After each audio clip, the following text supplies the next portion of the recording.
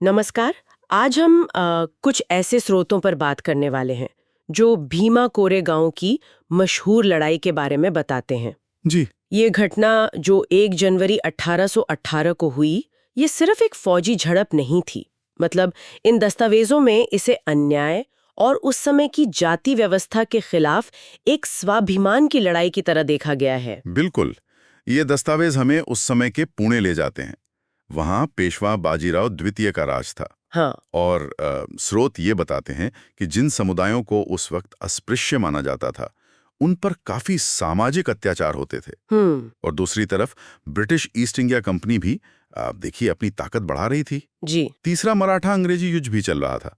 तो ये सब चीजें मिलकर एक एक विस्फोटक स्थिति बना रही थी। और यहीं पर मतलब इन दस्तावेजों में एक बहुत ही हैरत अंगेज बात सामने आती है। पेशवा की सेना करीब 28,000 सैनिक, हाँ, बहुत बड़ी सेना थी। और उनका सामना करने के लिए अंग्रेजों ने सिर्फ 834 सैनिक भेजे। जी, सिर्फ 834। और उसमें भी जैसा रिकॉर्ड बताते हैं, ज्यादातर यानी कोई 500 सैनिक महार रेजिमेंट के थे। हाँ, महार सैनिक। मतलब वही लोग जिन्हें पेशवा राज में कथित तौर पर इतना दबाया जाता था।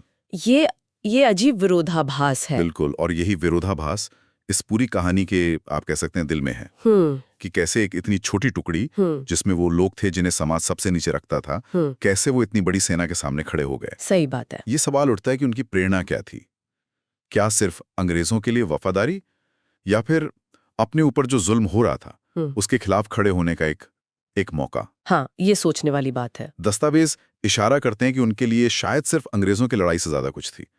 शायद उस सामाजिक व्यवस्था को सीधी चुनौती। अच्छा, तो फिर 1 जनवरी 1818 को हुआ क्या? भीमा नदी के किनारे लड़ाई कैसी थी इन स्रोतों के हिसाब से? जी, जो जानकारी मिलती है उसके हिसाब से तो बहुत जबरदस्त लड़ाई हुई। पेशवा की सेना ने हमला किया अंग्रेजी टुकड़ी पर। संख्या में इतने कम होने के बावजूद रिकॉर्ड्स कहते हैं कि महार सैनिकों ने गजब की बहादुरी दिखाई। अच्छा। लगभग आधे दिन तक भयंकर लड़ाई चली और आखिर में पेशवा की इतनी बड़ी सेना को पीछे हटना पड़ा। कमाल है। मतलब कुछ 100 सैनिकों ने हजारों को रोक दिया। हाँ, सैन्य नजरिए से देखें तो ये बहुत बड़ी बात थी। तो जैसा आपने कहा, ये सिर्फ एक मिलिट्री विक्ट्री नहीं थी। इन दस्तावेजों में इसके मतलब को, इसके महत्व को कैसे बताया गया है? हाँ, देखिए इन लेखों में इसे एक चेतना के मोड़ की तरह दिखाया गया है। अच्छा। ये जाति के आधार पर जो शोषण था उसके खिलाफ हिम्मत और स्वाभिमान का एक बड़ा प्रतीक बन गया। जी। इस जीत की गूंज सिर्फ मैदान तक नहीं रही, इसे उस वक्त की जो सामाजिक व्यवस्था थी उस पर एक चोट की तरह देखा गया, खासकर उन समुदायों ने जो दबाए जा रहे थे।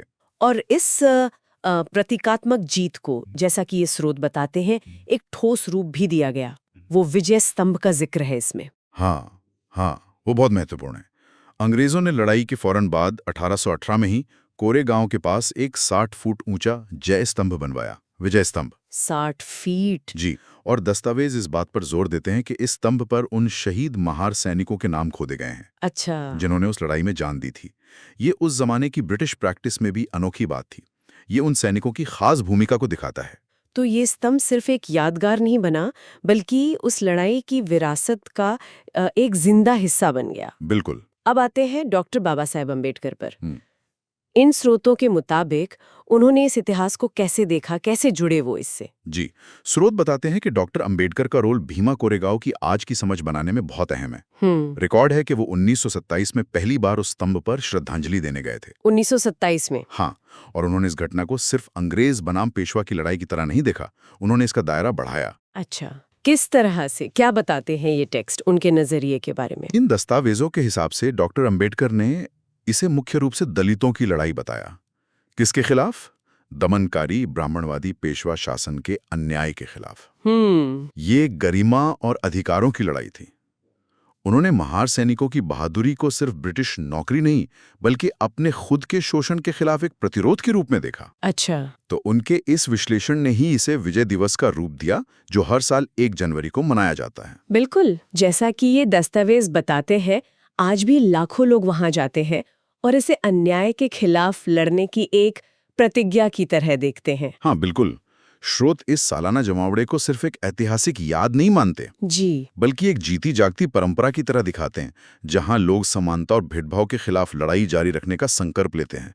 और इसकी प्रेरणा सीधी 1818 की लड़ाई से आती है। तो संक्षेप में कहें तो जिन स्रोतों पर हमने आज बात की, वो भीमा कोरेगांव को सिर्फ इतिहास की एक लड़ाई नहीं, बल्कि अत्याचार के खिलाफ स्वाभिमान और बराबरी के लिए लड़ी गई एक क्रांति के एक शक्तिशाली और हमेशा जिंदा रहने वाले प्रतीक के तौर पर पेश करते हैं। बिल्कुल सही। और इन दस्तावेजों से जो एक स्थायी विचार सामने आता है वो ये है कि जो हाशिए पे रखे गए समुदाय हैं उनमें भी कितनी शक्ति होती है कि वो बड़ी से बड़ी मुश्किलों के बावजूद अन्याय को चुनौती दे सकते हैं और इतिहास का रुख मोड़ सकते हैं। सही बात। और ये हमें सोचने पर मजबूर करता है ना कि आज के समय में उन समुदायों के संघर्ष और स्वाभिमान के इतिहास को याद रखना क्यों जरूरी है, जिनकी कहानियां अक्सर मुख्यधारा की बातों में दब जाती हैं।